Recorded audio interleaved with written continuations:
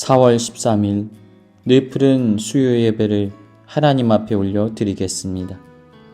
전능하사 천지를 만드신 하나님 아버지를 내가 믿사오며 그 외아들 우리 주 예수 그리스도를 믿사오니 이는 성령으로 잉태하사 동정녀 마리아에게 나시고 본디오 빌라도에게 고난을 받으사 십자가에 못 박혀 죽으시고 장사한 지 사흘 만에 죽은 자 가운데서 다시 살아나시며 하늘에 오르사 전능하신 하나님 우편에 앉아 계시다가 저리로서 산자와 죽은 자를 심판하러 오시리라.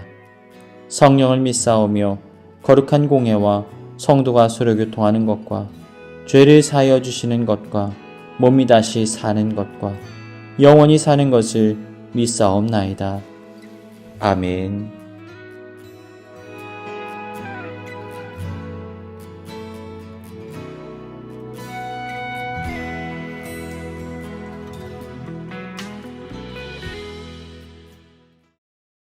오늘 우리에게 주신 하나님 말씀은 누가복음 23장 34절의 말씀입니다.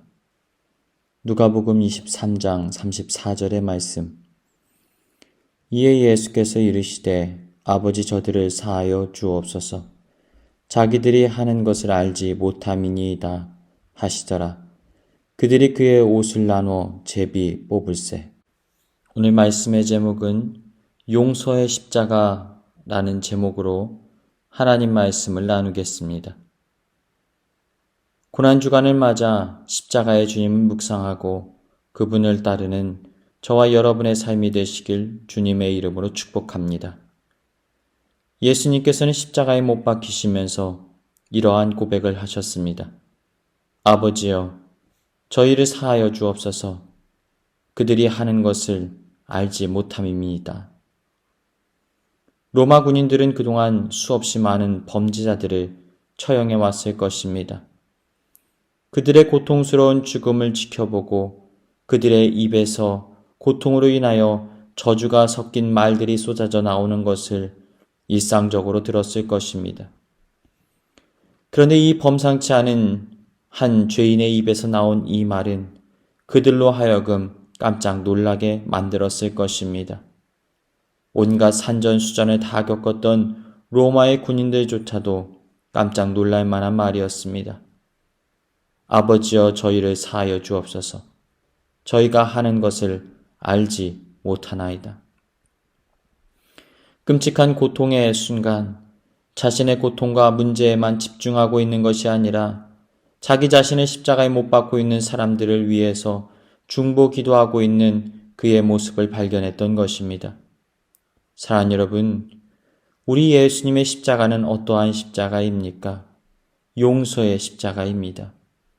예수님께서는 이 땅의 모든 죄인들을 용서하기 위하여 이 땅에 오셨습니다. 심지어는 자신을 못 박는 자들조차도 용서로 품으셨던 것이지요. 그렇다면 그 은혜를 힘입어 구원받은 하나님의 자녀된 우리들은 과연 어떠한 삶을 살아가야 할까요? 우리도 그분을 닮아 용서를 하는 삶을 살아가야 한다는 것입니다. 그런데 사실 용서한다라는 것 결코 쉬운 일이 아닙니다. 우리가 세상을 살아가다 보면 나의 잘못과 상관없이 오해를 당하고 거절당하고 비판당하고 고발당하는 억울함과 분통함이 찾아올 때가 있습니다. 이러한 상황 속에서 우리가 어떻게 용서하며 살아갈 수 있단 말입니까? 그러나 오늘 우리는 십자가상에서 말씀하시는 주님의 말씀을 통하여 이 비밀을 깨달을 수가 있습니다. 첫 번째로, 주님 닮은 용서하기 위해서는 우리는 하나님을 바라볼 수 있어야 합니다. 십자가에 달려 고통 가운데 머무는 바로 그 순간, 예수님의 심정은 어떠했을까요? 어쩌면 억울함의 감정이 교차하진 않았을까요? 그런데 바로 그때 아버지여 하고 주님은 외치십니다. 그 십자가의 고통의 순간조차도 하나님 아버지를 바라보는 것을 잃어버리지 않으셨던 것입니다. 우리 예수님께서는 모든 공생의 기간 동안 매 순간 하나님을 의식하셨습니다. 예수님께서는 완전한 인간으로 이 땅에서 사역을 감당하실 때 혼자가 아니었습니다. 많은 무리나 제자들에게 둘러싸여 계신 것을 말하는 것이 아닙니다. 예수님께서는 하나님을 의식함으로 우리 하나님과 늘 함께 하셨습니다. 매 순간 하나님을 의식하고 바라보십니다.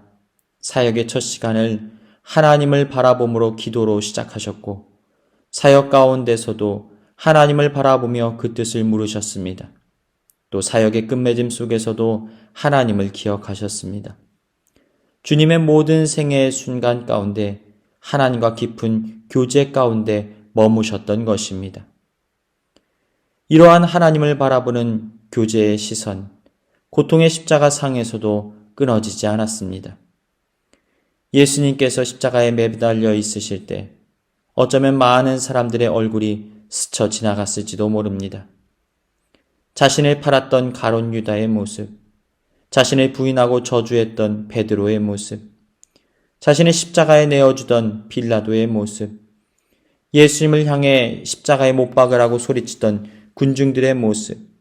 그런데 그들을 향하여 아버지여, 저들을 용서하여 주옵소서. 주님은 하나님을 바라보셨기 때문에 그들을 모두 용서하실 수 있었던 것입니다. 사랑하는 여러분, 우리는 우리의 힘으로 누군가를 용서할 수 있는 존재들이 아닙니다. 그런데 우리가 용서할 수 있는 방법이 있습니다. 하나님을 바라볼 수 있다면, 하나님의 뜻을 분별할 수 있다면 우리는 용서의 마음을 가질 수 있습니다. 우리가 누군가를 도무지 용서할 수 없다면 그 이유는 단 한 가지밖에 없습니다. 우리가 하나님을 온전히 바라보지 못하고 있기 때문입니다. 하나님의 마음을 느끼지 못하기 때문입니다. 하나님을 의식하지 못하고 나 자신에게 내 마음의 상태에 시선이 고정되어 있기 때문입니다. 사랑하는 여러분, 주님을 닮은 용서하는 삶을 살아가길 원하십니까? 그렇다면 하나님께 우리의 시선을 고정하는 삶을 살아가십시오. 말씀을 통해서, 기도를 통해서, 찬양을 통해서 우리의 시선을 하나님께 집중함으로 용서할 줄 아는 복된 삶을 살아가시길 주님의 이름으로 축복합니다. 두 번째로, 주님을 닮은 용서를 하기 위해서 우리는 다른 이들의 연약함을 긍휼히 여길 줄 아는 마음이 있어야 합니다. 만약 골고다 언덕에 올라서 예수님의 십자가에 못 박고 있는 로마 군인들에게 이렇게 질문한다고 생각해 보십시오. 당신들이 지금 무슨 일을 벌이고 있는지 아십니까? 또 예수님을 못 박으라고 소리치던 군중들에게 당신들이 지금 무슨 일을 벌이고 있는지 아느냐고 묻는다면 무엇라고 대답할까요? 아마 그들은 자신들이 하는 일을 잘 알고 있다고 대답할 것입니다. 그런데 우리 예수님께서는 그들에게 무엇라고 말씀하고 계십니까? 아버지, 저들을 사하여 주옵소서. 자기들이 하는 것을 알지 못함이니이다. 그들이 무언가를 모르고 있다라는 것입니다.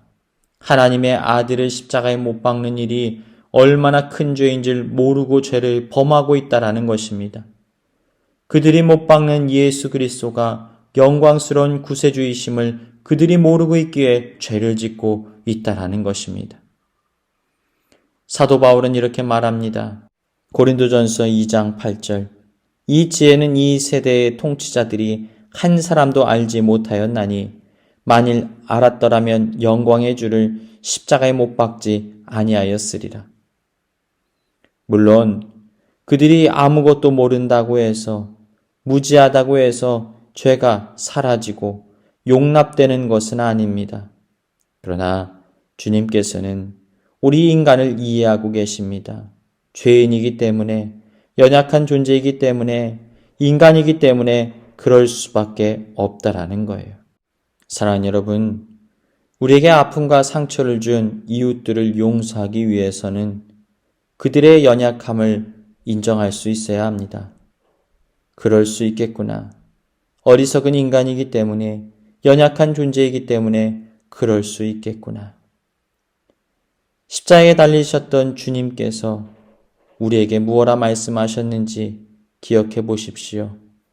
그들이 하는 일을 알지 못함이니이다. 그래, 그럴 수 있지. 죄인이기 때문이야. 인간의 연약함과 무지함을 우리 주님께서 이해하셨기 때문에 우리를 용서할 수 있으셨던 것입니다.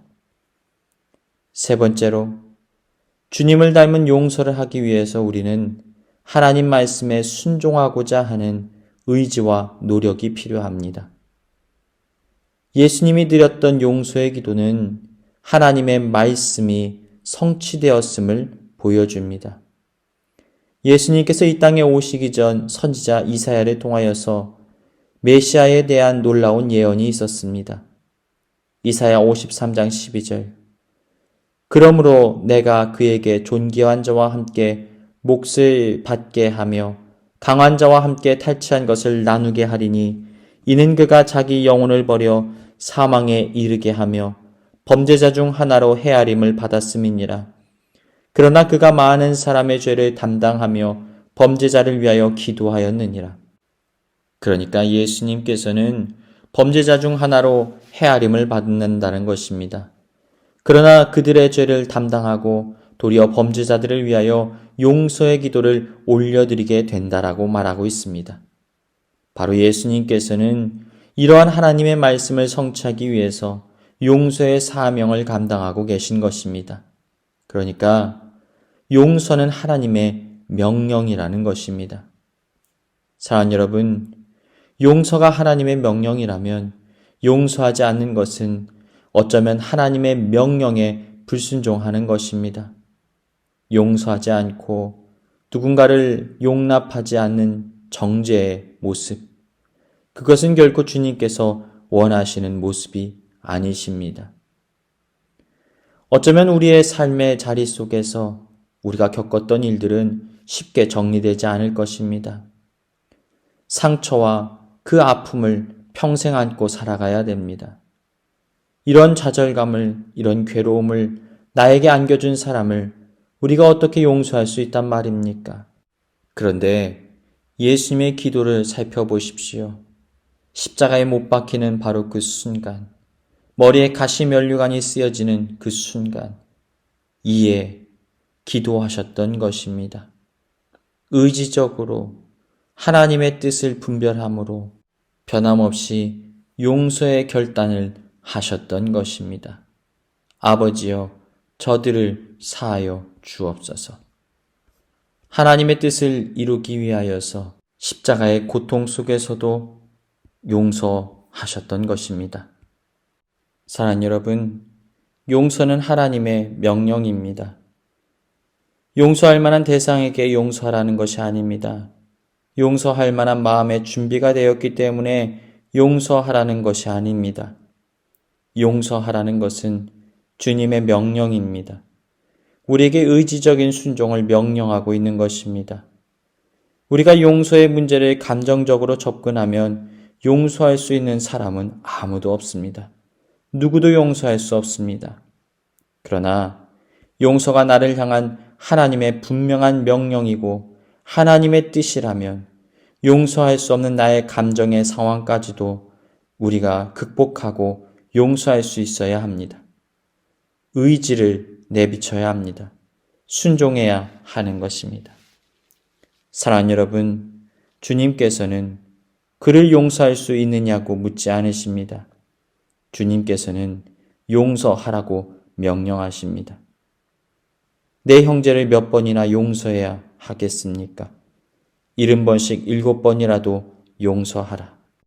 나 같은 죄인을 용서하시고 그 피로 나를 씻어주시고 하나님의 자녀로 삼아주시고 우리를 생명책에 기록해 주신 주님께서 우리에게 말씀하십니다.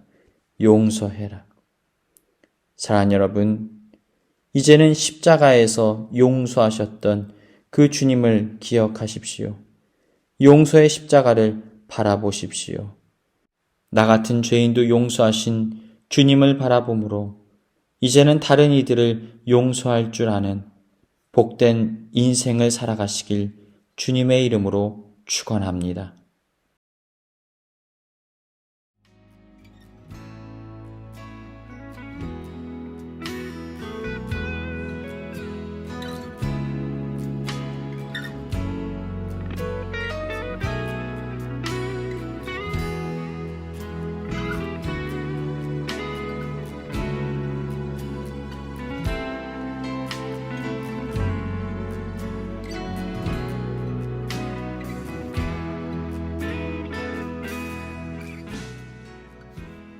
이 시간 교회 주신 공동의 기도 제목을 가지고 다 같이 기도하시겠습니다. 첫 번째로 고난주간 동안 십자가의 주님을 깊이 묵상하게 하시고 주님을 만나는 은혜의 시간 되게 하여 주옵소서. 주님께서 우리에게 주신 생명의 가치를 가지고 주님 닮은 오늘을 살게 하여 주옵소서. 전쟁으로 고통당하는 우크라이나 가운데 주님의 위로와 평화가 임하게 하여 주옵소서. 이 시간 다 같이 기도하시겠습니다.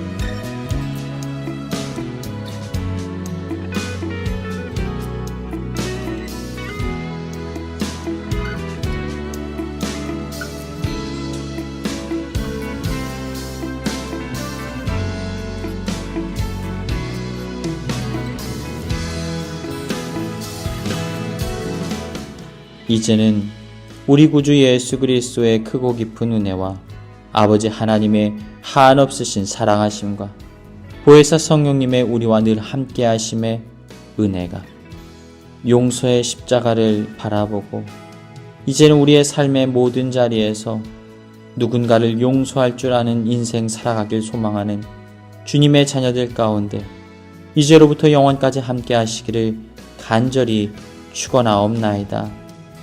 아멘.